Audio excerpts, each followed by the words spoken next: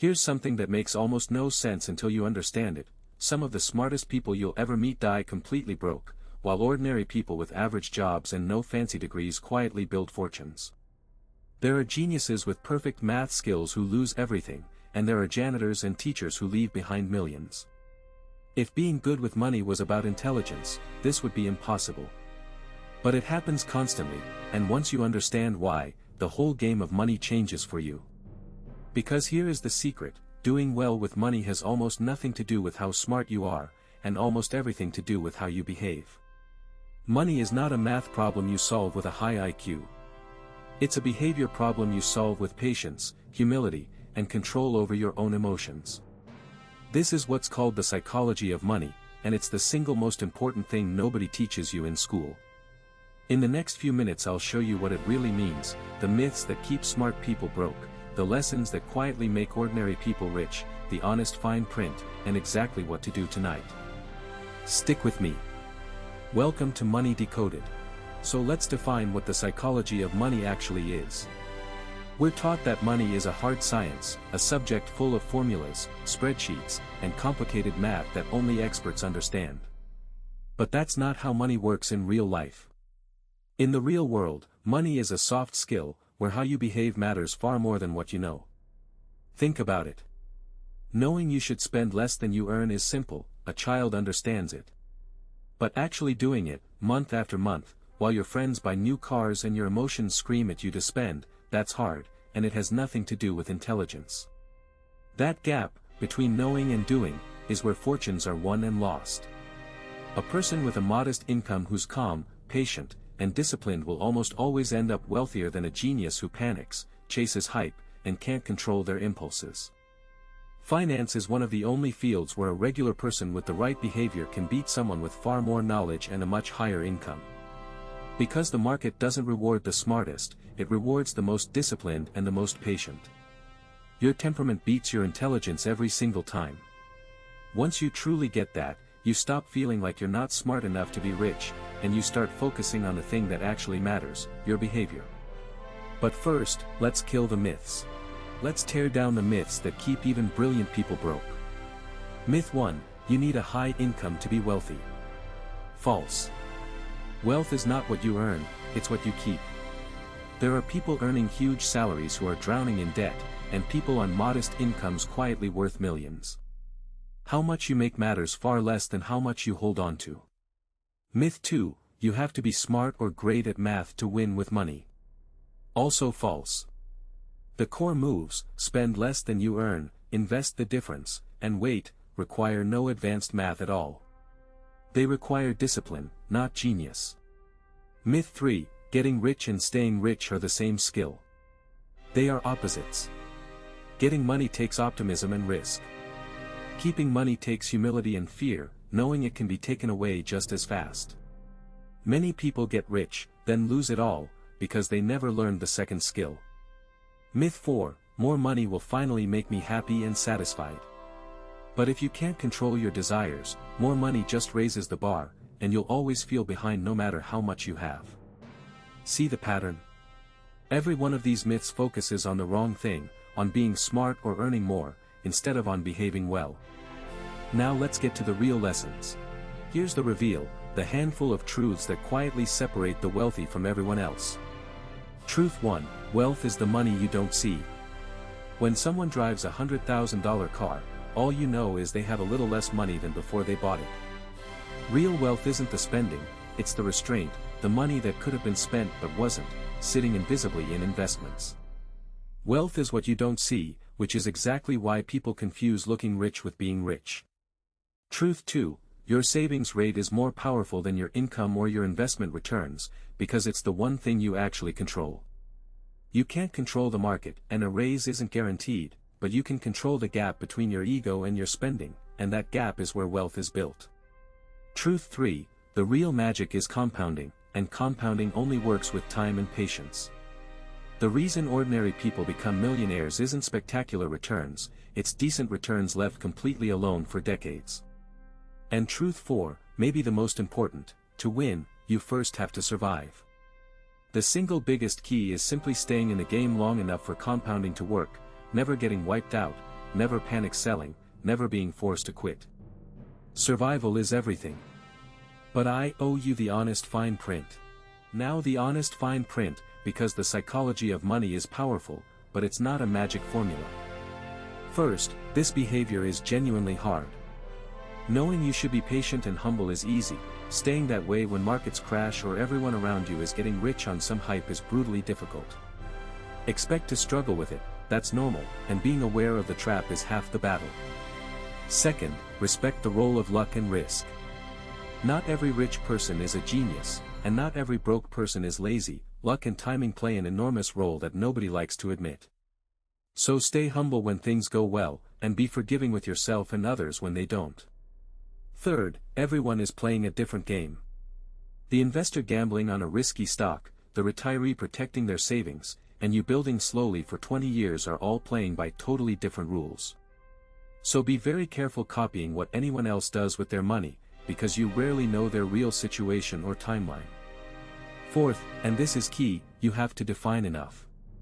Without a clear sense of what enough looks like for you, you'll keep moving the goalpost, taking bigger and bigger risks to get more you don't even need, until you risk everything that matters for things that don't. With that honesty in mind, let's get practical. So here's the first move, and it's the one you have total control over: raise your savings rate, and protect it like your life depends on it. You cannot control the stock market, you cannot guarantee your next raise, but you can absolutely control how much of your money you keep. And that gap, between what you earn and what you spend, is the real engine of wealth. Start by paying yourself first. The moment money hits your account, before lifestyle creep can grab it, automatically move a portion into savings and investments. Make it automatic so your willpower is never even tested. Then, work on the humility side. So much spending isn't about needs or even real wants, it's about ego, about showing other people we have money. But here's the irony: spending money to show people you're rich is the fastest way to have less of it. The wealthiest people are often the ones with the most self-control, quietly saving what everyone else is spending to impress strangers. You don't need a bigger income to start, you need a bigger gap between your ego and your spending. Find one expense this week that's really about impressing others, and cut it. Redirect that money into your future. This single behavior, keeping more of what you earn, will do more for your wealth than any hot stock tip ever could. But there's a second move that makes it unstoppable. The second move is what turns disciplined saving into real wealth: play the long game, and let compounding do the heavy lifting. Once you're consistently saving and investing that gap, usually into simple, low-cost index funds, the most powerful thing you can do is almost nothing. Leave it alone. Don't panic sell when the market drops, don't chase the hot new thing when everyone's excited, don't interrupt the compounding. The investor who earns decent returns for 30 years uninterrupted will crush the genius who earns spectacular returns but keeps jumping in and out. Time and patience are the real superpowers, not brilliance. And to stay patient, you need that sense of enough we talked about. Decide what a good, secure life actually looks like for you: an amount, a lifestyle, a goal, so you're not endlessly chasing more and blowing up your progress with reckless risks. When you know what enough is, you can let your money grow calmly for decades without gambling it away trying to get rich quicker. So the formula is beautifully simple: control your saving rate, invest the gap consistently, define your enough, and then survive, stay in the game, and let time turn your patience into a fortune. It's not exciting day to day, and that's exactly why it works, because almost nobody has the discipline to do it. Let's turn this into action tonight. Let's make this real with 3 concrete moves tonight. First, automate one transfer.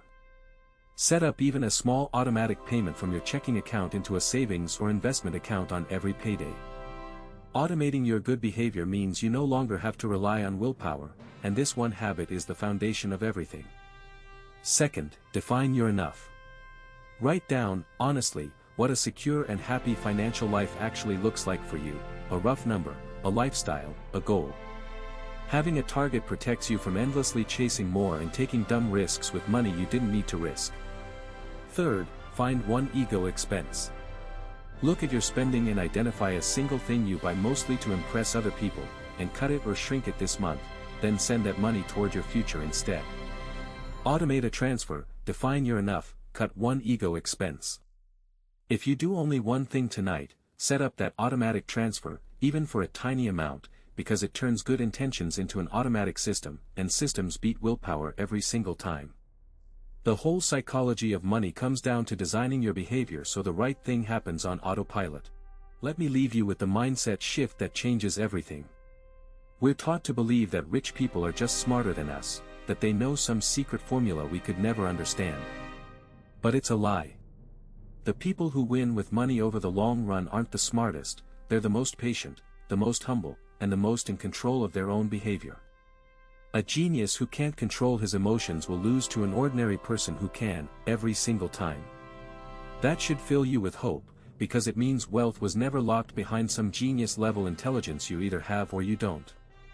It's built on behaviors you can absolutely learn: spend less than you earn, protect your savings rate, avoid ego spending, invest simply, define your enough, and then be patient enough to let time and compounding do the rest. You don't need a higher IQ. You need better behavior, repeated for a long time. That's the whole secret the wealthy understand, and now you understand it too. Stop believing you're not smart enough to be rich, and start mastering the one thing that actually matters: how you behave with money. Now, the engine behind all of this, the force that turns your patient saving into real wealth, is compounding, and I made the perfect video breaking down exactly how it quietly makes ordinary people millionaires. Watch it next. So let's bring it home. Doing well with money has almost nothing to do with how smart you are, and almost everything to do with how you behave. That's why smart people go broke and ordinary people quietly get rich. Remember the truths: wealth is the money you don't see, the restraint others confuse for missing out. Your savings rate is the one lever you fully control. Getting rich and staying rich are opposite skills: one needs optimism, the other needs humility. And the real magic, compounding, only rewards those patient enough to survive and stay in the game for decades. Beat the myths that say you need a huge income or a genius mind. You don't. You need discipline, patience, and a clear sense of enough. Pick one move tonight, just one: automate a transfer, define your enough, or cut one ego expense. And if you want to go deeper on this mindset, the book that inspired a lot of this thinking, The Psychology of Money by Morgan Housel, is linked below. It's the #1 book I recommend on this channel. Now here's your perfect next watch. The force that turns all this patient behavior into real wealth is compound interest, and I broke down exactly how it works in another video. Go see it right now. Subscribe to Money Decoded USA. Real money help for everyday Americans, no hype. I'll see you in the next one.